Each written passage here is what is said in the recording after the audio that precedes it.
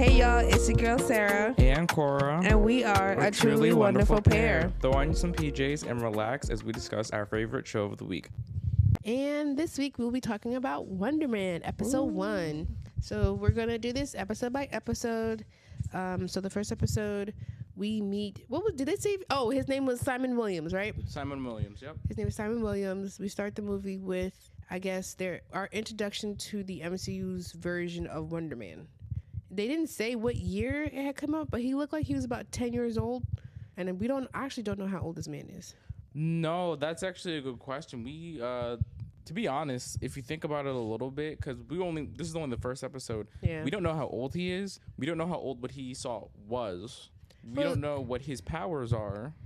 But we know that at the end of the episode that they eventually reveal he has something. He has something because we do see, like, while he was in his audition, when he was thinking too much about what was going on, that something was triggered and that there's like a red beam in his eye. Right. So we had started this off with him and his dad seeing the movie Wonder Man.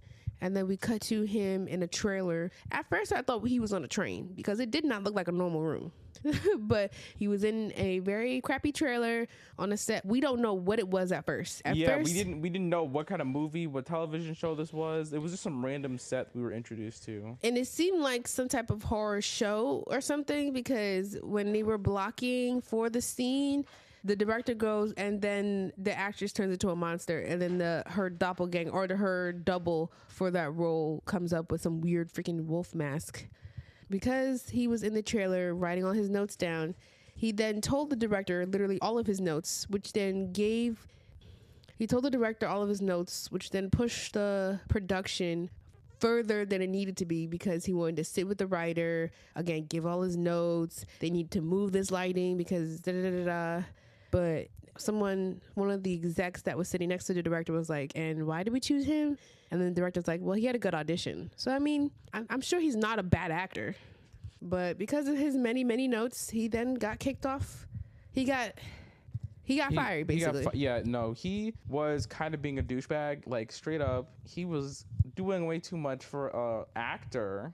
I would think he was doing too. Well, it's not that he was doing too. Yeah, he was doing too much. Yeah, because literally he got fired. I was like, and you could tell she was pissed the F off. Like she was okay with it at first, because obviously actors are gonna give their notes based on how they want to, like he said, get into character. Right. But then sometimes as an actor, you should know when you're going too far. He was giving one small note, and I was like, oh, that's nice. Then he kept giving another one, and I was like, all right, bud, don't push your luck. And he kept giving more, and I'm like, okay, you're gonna get fired. Like at this point, because if you looked at the script that he had, all of those notes didn't need to be said. Like he was very nitpicky with them too. He was like, oh, well, they need the history of this book. Was it? No, like he was like, oh, the professor would know the history of the civilization based on the book, and da-da-da. And it's like, it really don't matter, bruh. You just need to get through the scene so we can get through the day of filming. But the execs didn't like him giving too much of his input,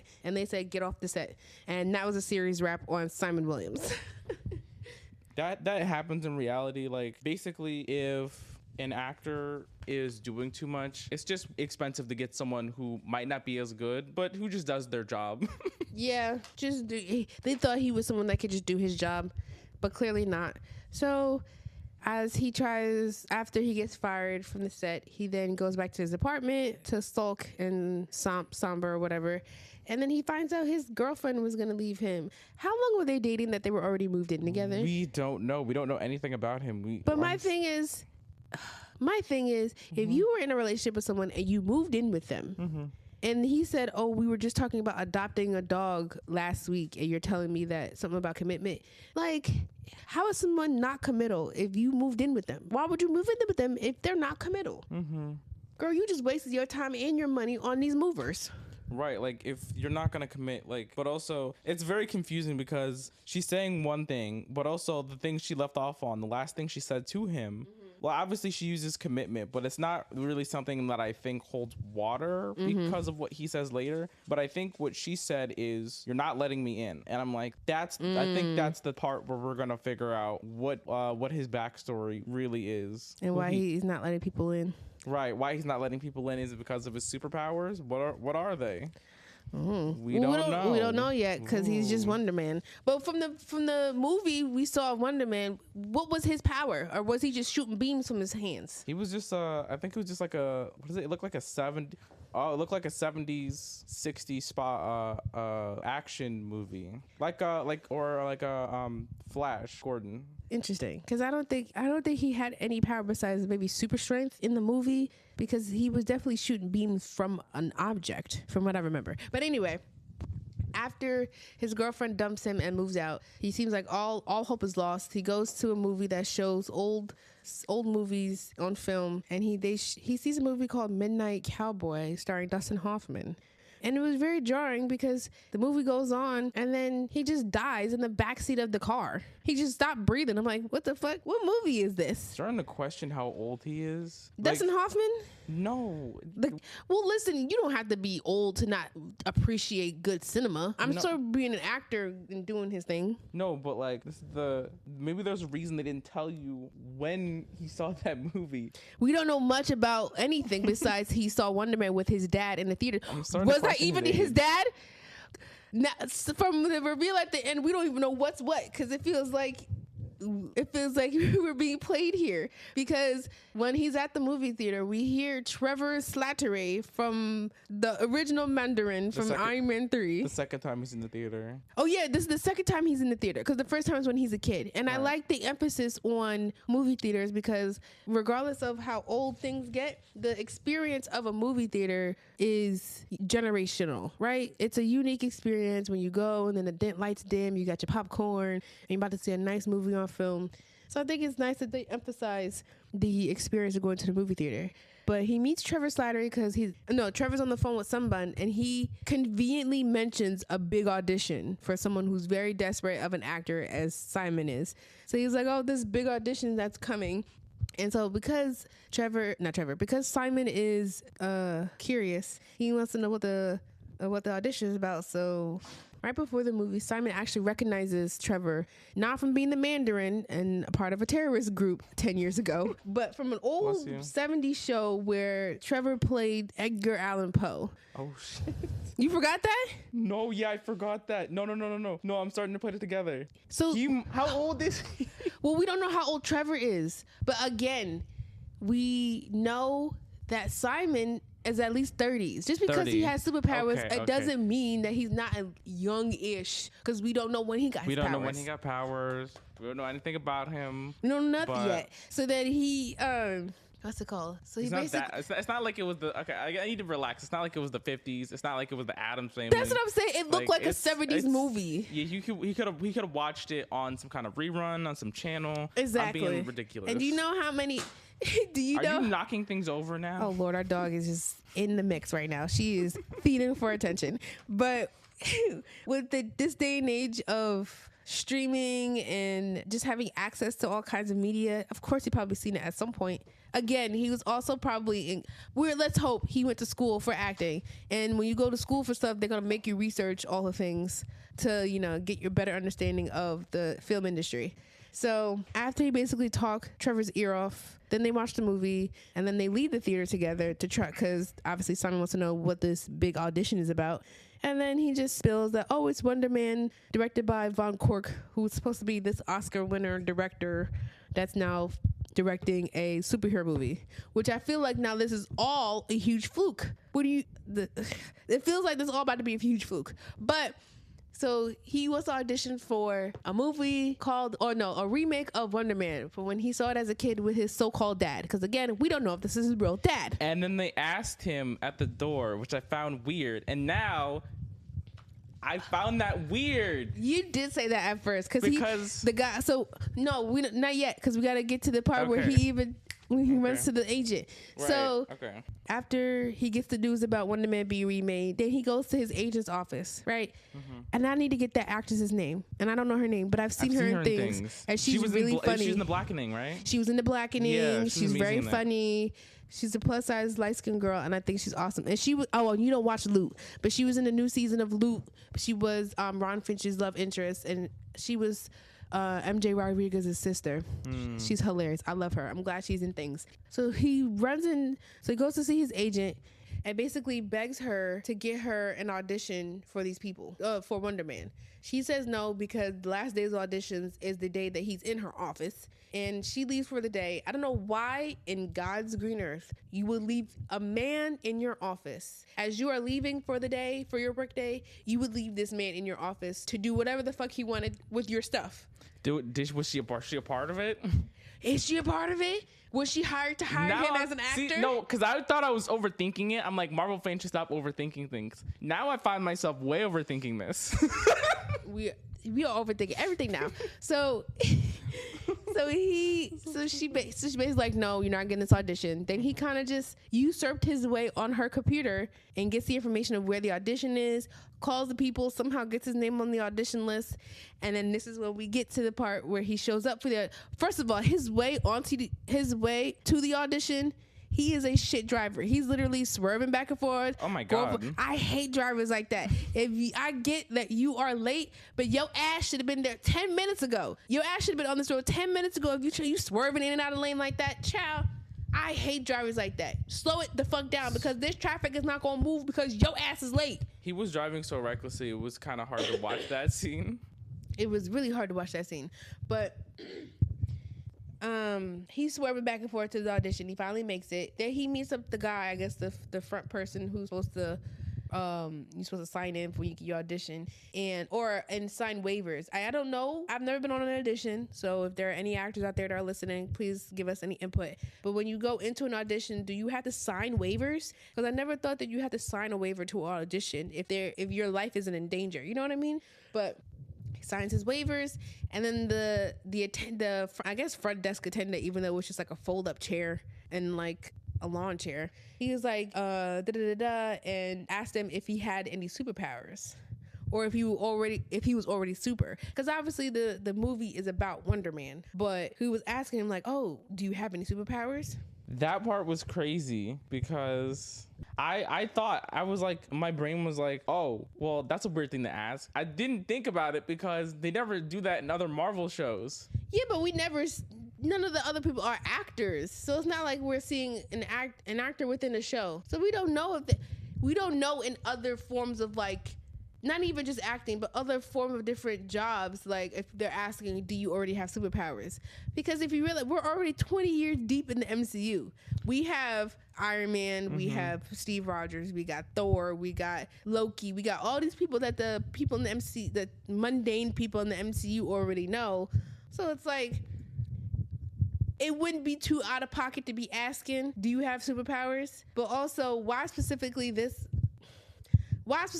one? I get it. You're remaking Wonder Man about a Superman. But why are you asking people if they have powers? My brain started to pick up on all the irregularities. Like him suddenly walking to a movie theater, Trevor Slattery, just like this big famous actor who's also a weird dude happens to be there. I was like, that's a coincidence. Is he that famous? Because when we get to the audition and we see Trevor at the audition, one of the execs is like, wasn't he a terrorist? So, well, I guess he's famous for that. Is he really famous? Or because when he meets him in the movie theater and he approaches him, like, obviously starstruck, Trevor Slattery was like, yes, I was a Mandarin 10 years ago. No, everything you see on Reddit is not true. Like, what are they saying on Reddit about you, Trevor? What they saying about you, Trevor? And that he was not an Illuminati, which I wouldn't put it past him, because technically he was kidnapped by the real Mandarin in Shang-Chi. We know that in Shang-Chi he was actually a prisoner of the real Mandarin. Why did he kidnap the actor that played him? I don't know. He should have kidnapped the other guy, but didn't he die? The guy who was actually the real Mandarin. Yeah, Pepper murdered him. Got you. So never mind. Viciously and brutally. So he was the only one left. But there's always a second in command at the organization he could have taken. I don't know.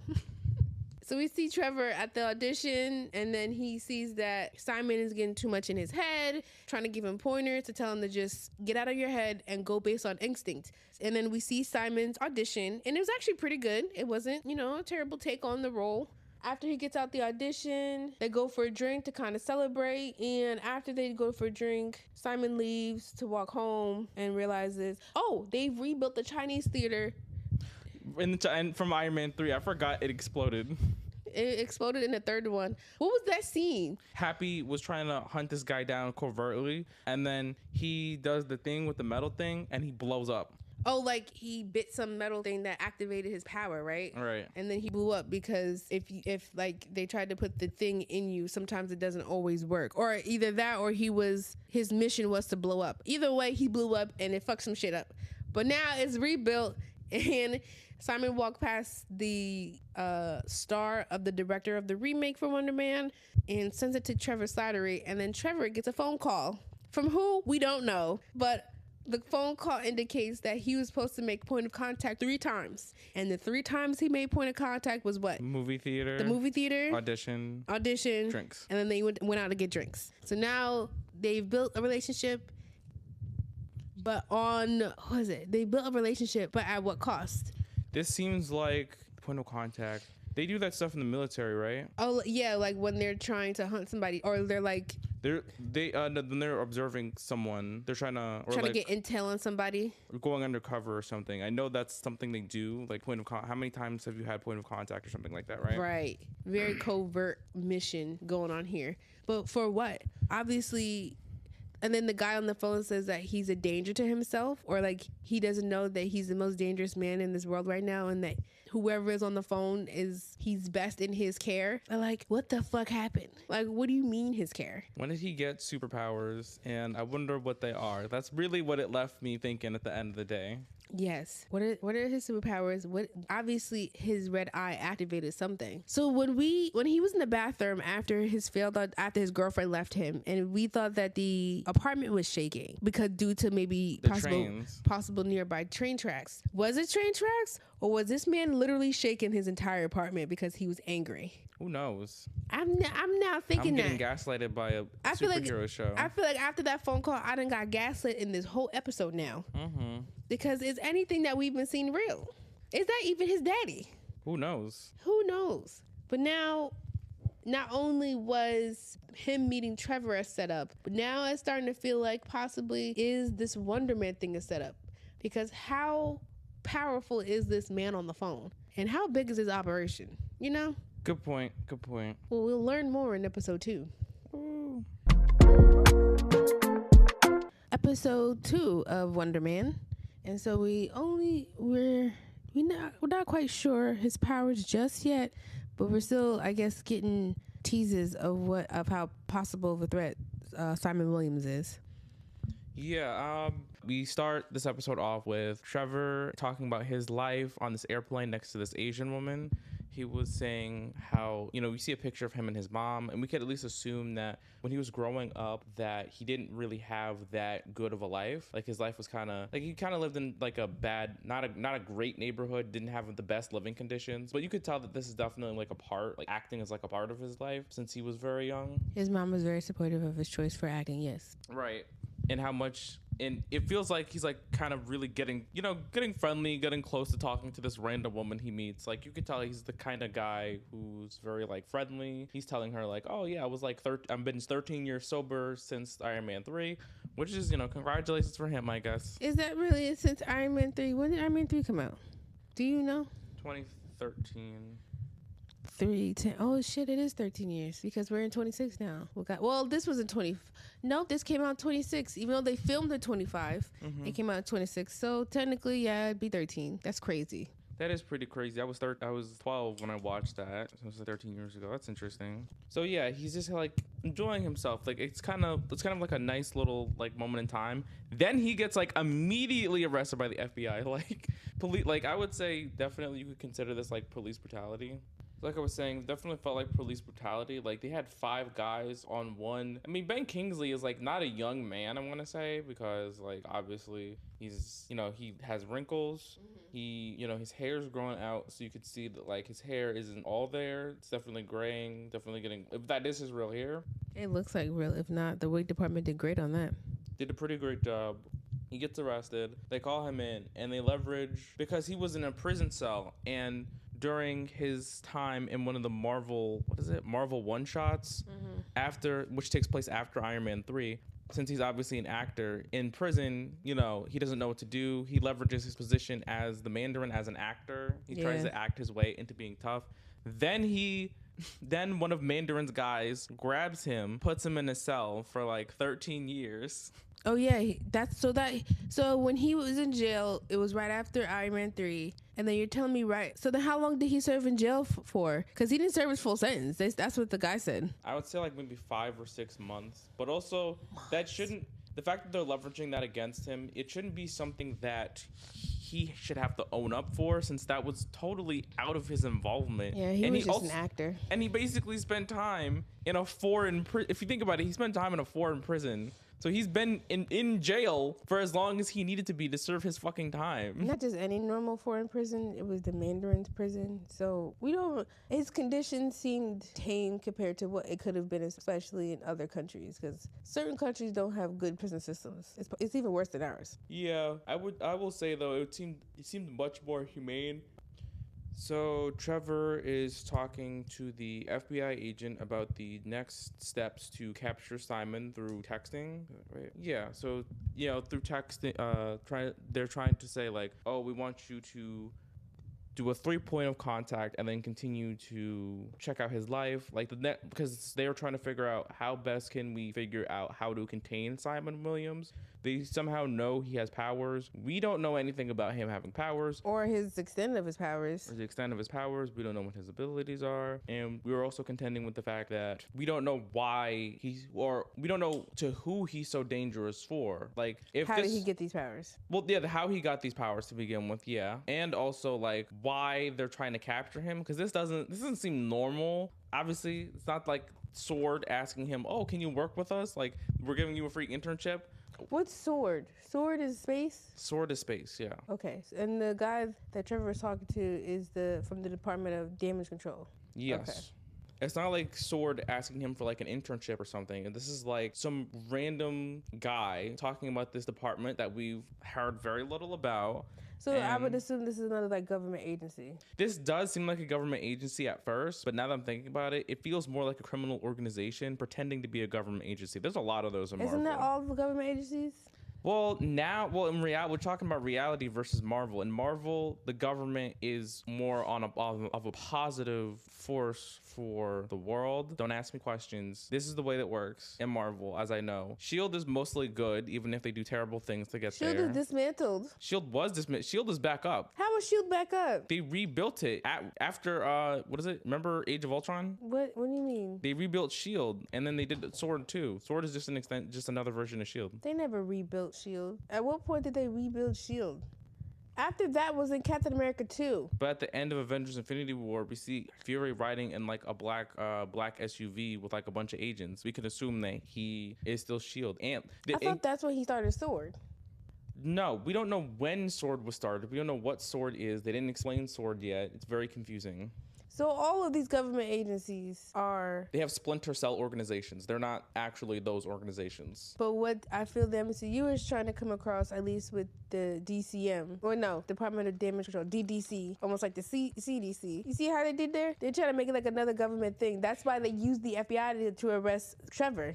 Yeah, I could see that. Because sometimes if you think about it, certain cases, the FBI and the CIA, they work together. Because you see, even SWAT, you be seeing like SWAT, FBI, CIA in joint cases, especially when they case in a joint or they blockade a whole street for some shit. That's a good point. They could be working together.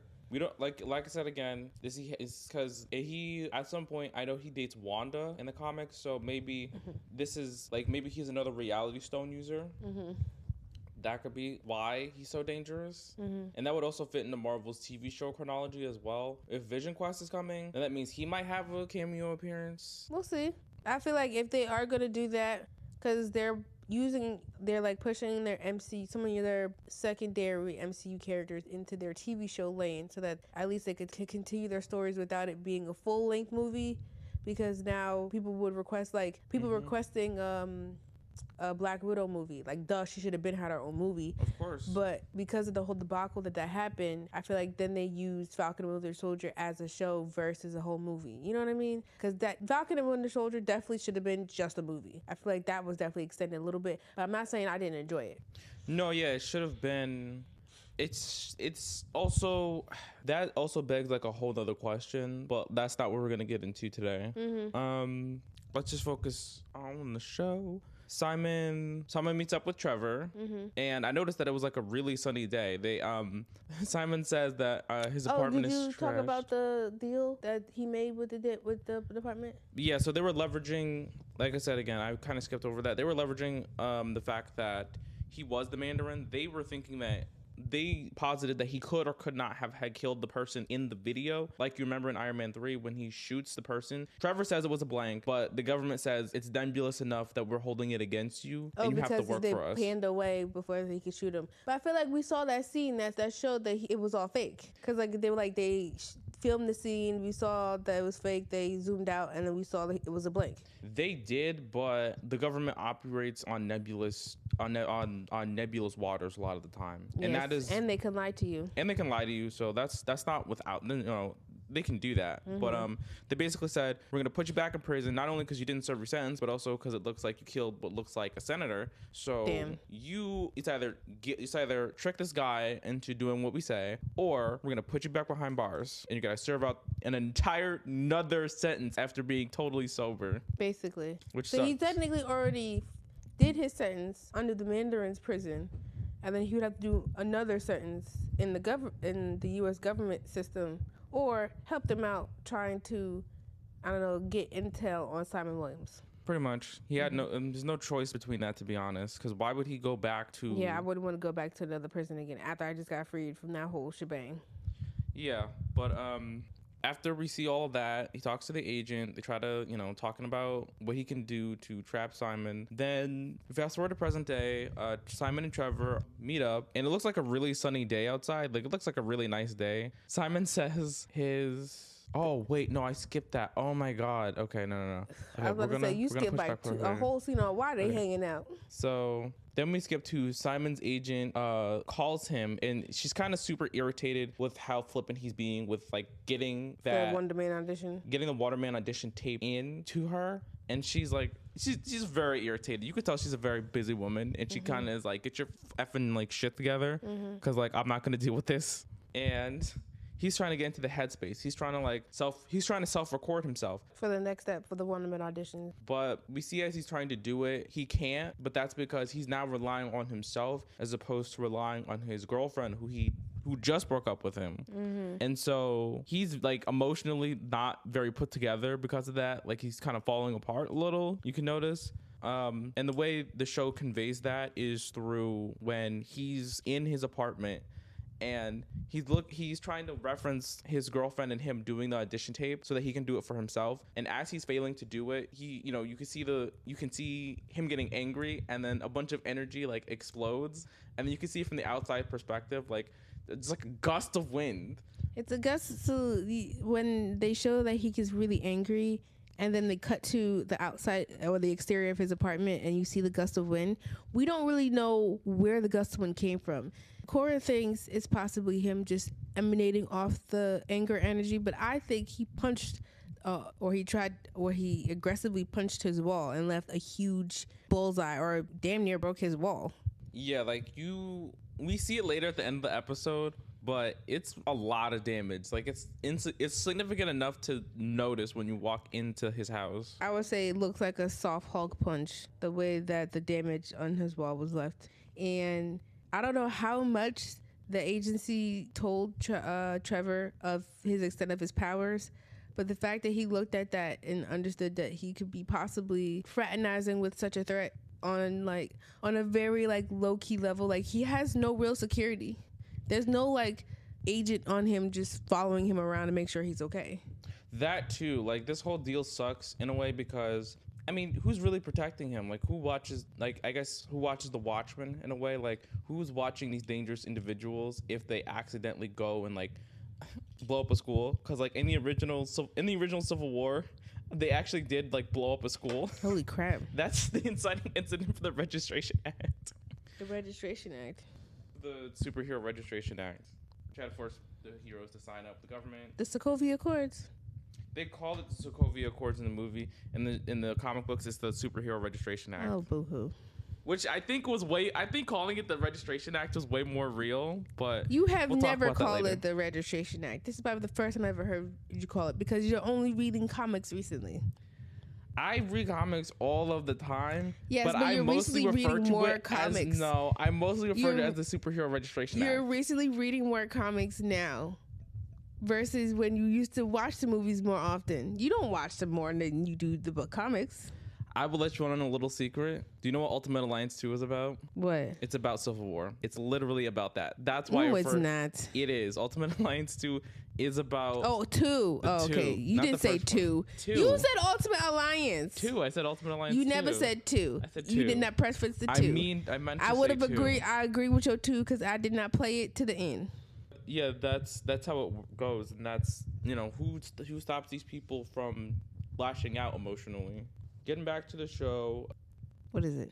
CDC. The DDC has met up with Trevor. Tell him he needs to get intel on Simon. And no, he needs to get into Simon's home so that they can put some Ring device on his computer and be able to take information from his computer. So now Trevor is on the move to go hang out with Simon, or to go to his apartment to hang out with Simon at his apartment, so that he can bug his computer and stuff. So you see Trevor meets up with Simon. It looks like, I said again, this is what I meant to say originally. It's really sunny when Trevor meets up with Simon. Mm-hmm. They go to a place called Star Plaza to self-tape. Like, I guess it's an auditioning center. I'm not sure how many of those exist. That's interesting. There are such thing as just studios for specific things. Like, I know somewhere around here there's like an artist studio where it's like a recording studio, podcast recording studio. So it's like this new trend of like renting out a storefront and using it for different things. And I guess one of the new things now is separate studios to record. So I guess it's like a self-taping studio. That's interesting. Mm-hmm. One of the plazas, this is actually a really funny scene.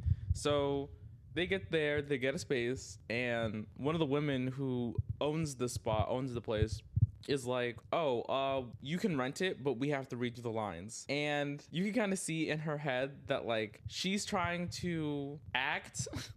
She's obviously she's an aspiring actor herself, trying to figure out how her part in the scene is, when she should just be reading her lines. She needs to just read the line to Simon so he can bounce off of her. And you can tell she's not looking at the page because she reads the line like very exaggerated. And it's like, what am I? Like lady, we don't need you to get into character. Freaking I would have sent you over my thing already if I would have known I was coming here, but I didn't. I showed up. Just read the fucking line so I can do my self-tape. Yeah, but that goes obviously wrong because every single time he's just trying to read his lines to get this tape in, mm-hmm. and she's being ridiculous, and they think to themselves, yeah, we're not doing this right now because that would take way too much time. His agent is on his ass. He needs to get this done clearly by the end of the day. Mm-hmm. Like that is his only time window.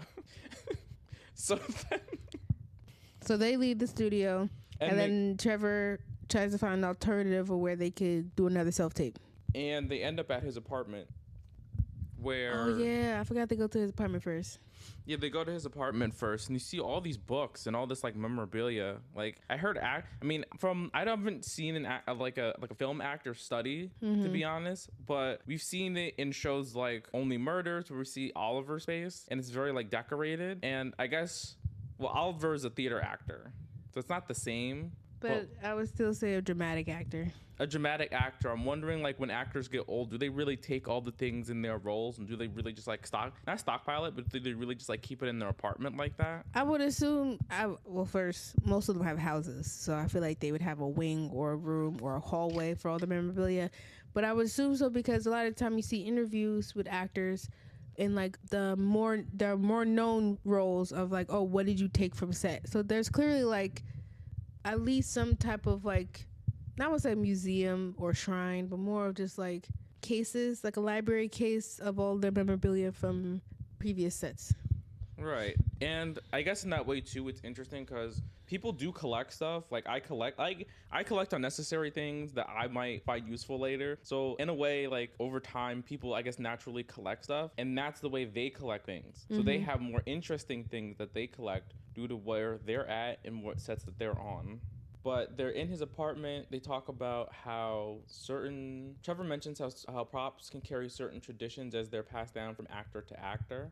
he had a skull in his apartment, like a prop skull, and he was talking about how this was given to one actor and passed on to another actor, and eventually it was given to him. But they were through certain traditions. Like, I guess it's like a break. They didn't give it to him. He stole that shit. He said he took it. He swiped it. Or he swiped it. Whoops. From one of the actors that had it, he was in a bar. I guess saw him in a bar, and Trevor swiped it. So now he has a piece of legacy that I'm sure is now considered stolen. But after that next break, we see Trevor and we see them leave the apartment, and Trevor's like, "Oh, I have a friend spot that we can record at." And it's like Joe Pantoliano from like The Matrix. Is that his only thing, or he was like big in the 90s? No, he was big in the 90s and the 2000s. He's the big in the 90s and the 2000s. He was the chief in Bad Boys. I don't remember Bad Boys. He's in all the Bad Boys movies. He's the chief. That's hilarious. I feel like I know his face, but now that he's old, I can't tell his face. Because I'm like, he shouldn't be old. Because in my head, he's like, I guess what he was in the 90s. He's kind of like, I guess in a way, he kind of reminds me of Joe Pesci. Like, he's an older New York guy. Interesting. So they end up at his apartment trying to record. His house. They went to his house. They went to his house. It's very luxurious. Very amazing looking house. A lot of good looking food. He has a tree inside his home. I want that. With its own skylight. I want to do that one day just because you can trim the tree in the home. Yeah, but do you know what trees bring in your home? Of course. Yes, ants and bugs and shit and all the attraction. You want a whole ass tree in your house? Yeah. Okay. I ain't coming over your house. You gotta store the food properly. I'm not saying the food ain't gotta be stored properly. It's still gonna attract the ants and such. Cause then you have to have habits, the base. Cause I feel like, I don't know, it seemed like he built the house around it. Cause if you think about it, the tree's gotta have roots if it's gonna grow. Sometimes they call those witches' houses, where the tree will just they'll start the tree and then eventually build around, like you said, build around it. That's interesting. Sometimes they have a staircase around the tree, but I think that's way too. I think that's doing the most. I think you should just have a separate staircase. Okay. And I think the tree should be the focal center of the room, if anything. So you want it smack dab in your living room? Mm-hmm. All right. Tree hugger for life. Bitch, we mean tree hugger for life. I like trees. Shut up. Okay. So they go to, he's Matrix actor, and he's playing himself. I didn't know he was gonna play himself, but as Simon and Trevor are in his house, Simon's agent calls him, and then she's like, "You really gotta hurry the F up and get me that tape right now. You're fooling around." And he's like, "I'm not fooling around. I'm in Joe Pantoliano's house." And I'm like, he's trying to get some pointers from Joe Pantoliano, but like. Yeah, when we get to a scene where Joe Pantoliano says that the secret to acting is sincerity, and he tells Simon that acting is just a job. This pisses Simon off, and because when Simon went to the bathroom and he was calling his agent, he saw a poster for one of Joe Pantoliano's, I guess, less desirable movies. It was the one with the baby in a taxi. I don't think I've heard of it, but he's like, that movie sucked. And this was terrible cliche advice. I can't believe you tell me this. Yeah, the acting's just a job. But to him, I feel like for people who don't go to school or aren't honing in on their craft for acting as such as people who like go to Juilliard or like start off in, just local plays, because that's how most actors do start. I feel like someone like Joe Pantoliano, like your everyman, are just dudes who like had a regular job and then had a big break and then now they're acting, so they still just view it as a job, versus people who actually view it as like an art form and something to fine tune and to always work on and to make sure you have like this skill in your skill set. Yeah, that's definitely interesting. There's a disparity between them.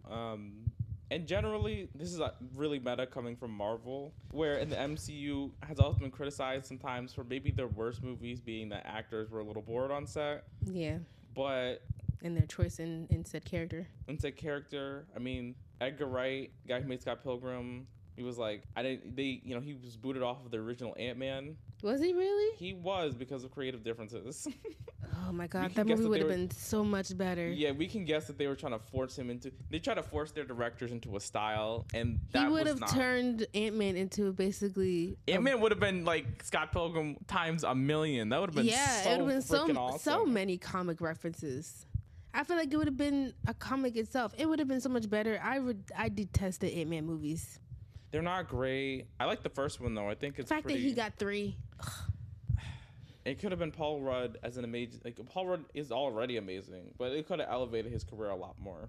It could have, because it was supposed to be his turn to be. I mean, he got 3 movies, so I guess he did what he needed to do, and he was in Avengers prominently because he's Paul Rudd. So they have that kind of falling out. They go back to Simon's apartment. So now Trevor's in sight of his mission of completing. Yeah, he's getting closer to his laptop. The data snatching, and now they're recording in his apartment. And earlier in the episode, Trevor gave Simon some advice about the role. I forget what exactly he said, but it made Simon totally rethink how he was thinking, how he was in his head and stuff. And he gives a pretty great performance. And then we see that he's kind of wishy-washy in how he feels about what it was given, but Trevor's like reassuring him, like, this is the best way you're gonna get this done right now. Yeah, it's pretty solid tape. Just send it at this point, because technically you're running out of time, but it can't get any better than this. Right. So everything's looking up. Everything, we're starting to get somewhat relaxed. And that's when, like, first of all, 2 things hit us. One, Trevor, because they gave him a ring, and the ring scrambles the shit out of Simon's computer. Yeah, they're downloading all the information they have that I guess they could get off of it. But there is some hesitation from Trevor because he's building a bond with Simon. Right. And then that's the first thing. The second thing, because he walked into the apartment, and we didn't even notice the wall from earlier. That he put a sheet over it. He put a sheet over it, right? So we didn't notice it. And then Trevor's like looking at his apartment. He's like, thinking to himself, like, why the hell is there a sheet over here? He takes the sheet down from the wall, and we see the damage. And it's like, we see this sort of spherical, like, damaged area of the wall. Which is why I think it's a punch, because there seems to be an epicenter that was kind of small, but we don't see the full epicenter because, I guess, of how powerful the punch is. Right. So we see the epicenter, and then we see like small like tendrils leaking out from that, and it's like, dang, what did he do to that wall? You gotta think to yourself, what happened here? And that's how the episode ends. Yes, we ended on them ordering pizza, and they kind of give each other a look about what Trevor found, but I mean, Simon doesn't say anything, so he keeps going. And then I guess Trevor just shrugs it off and then continues to get the data, and then that's it. I definitely think he's gonna. I don't know if he's gonna tell him about the wall. He didn't punch a hole through the wall though, so obviously it's not that noticeable. Because I'm sure you would hear the other side. But it's noticeable enough for him to will he tell them about this? Will he not tell them about it? Who knows? How is he gonna snitch? He has no choice, honestly, to not snitch. He technically to snitch about what? Him knowing about the hole, or him having superpowers. I don't. Well, because they asked him the first couple of days, have you seen him do anything weird? Have you seen him like exhibit any supernatural abilities? Yeah, like how much does Simon know? Because we're viewing this from the point of Trevor discovering as he's getting to know Simon. So I'm sure at some point we're gonna get Simon's POV of like how he became, I guess, how he's gonna become actual Wonder Man. What do you think his powers are? Because we're pretty. I like going in blind on this, but I'm just asking you, my sister. Well, at this point, it's just super strength. I personally think it's some kind of, just because Wonder Woman is such an amazing character. And it's like Wonder Woman, Wonder Man. I'm guessing like some kind of energy thing. Well, doesn't she get the energy thing from like her bracelets? Well, yeah, but he doesn't have. We don't know.